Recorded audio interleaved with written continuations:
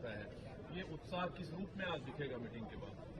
मुझे लगता है ये बड़ी निर्णायक मीटिंग है और इसके पहले भी जो इंडिया गठबंधन की मीटिंग्स हुई हैं वो बड़ी जरूरी मीटिंग्स हुई हैं। हर मीटिंग में हम आपके साथ आकर बाहर हो सकता है हेडलाइन और सुर्खी ना साझा करते हो, लेकिन एक मंच पर देश के समूचे विपक्ष का आना मायने रखता है और स्पेशली आज के वक्त में जब 141 विपक्षी सांसदों को मनमाने ढंग से निरंकुश सत्ता के चलते सस्पेंड कर दिया गया है। मुझे ऐसा लगता है मोदी जी ये और करते रहे, हम एक साथ और आते जाएंगे।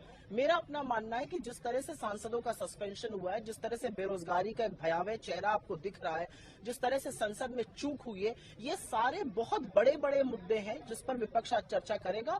और एक ये भी सच है कि अब जिस तरह की हमने कमेटी अनाउंस करी है अलायंस मैनेजमेंट की और एलाइज से बात करने की, अब हम लोग उस फेज में एंटर कर रहे हैं जहां पर सीटों पर चर्चा शुरू हो रही है। थोड़ा सा जो कमेटी फॉर्म हुआ है इसमें गहलोत साहब खुद हैं, उस कमेटी का क्या कामकाज होगा? अब जैसा कि वो कहते हैं एलाइज से बातचीत करने का कामकाज होगा, उसमें 2 पूर्व मुख्यमंत्री हैं, उसमें सीडब्ल्यूसी के मेंबर्स हैं, उसमें कांग्रेस के जिम्मेदार लोग हैं और मुझे ऐसा लगता है कि ये एक संकेत है कि हम इसको कितना सीरियसली ले रहे हैं। आइडियोलॉजिकली अगर देखा जाए तो कांग्रेस पैन इंडिया लेवल पर अपना पॉलिटिकल फुटप्रिंट रखती है।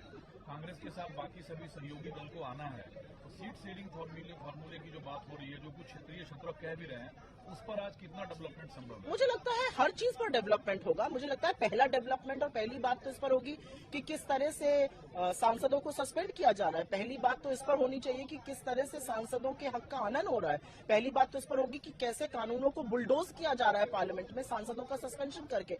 तो मुझे नहीं लगता कि उसमें जरा सी भी किसी के मन में संशय है या कोई सवाल है। मुझे ऐसा लगता है कि जिस तरह से लोकतंत्र की दिन दहाड़े हत्या की जाती है और लोग पूछते थे कि लोकतंत्र खतरे में आप लोग क्यों कहते हैं, अब वो जवाब देख रहे हैं अपने आप होते हुए।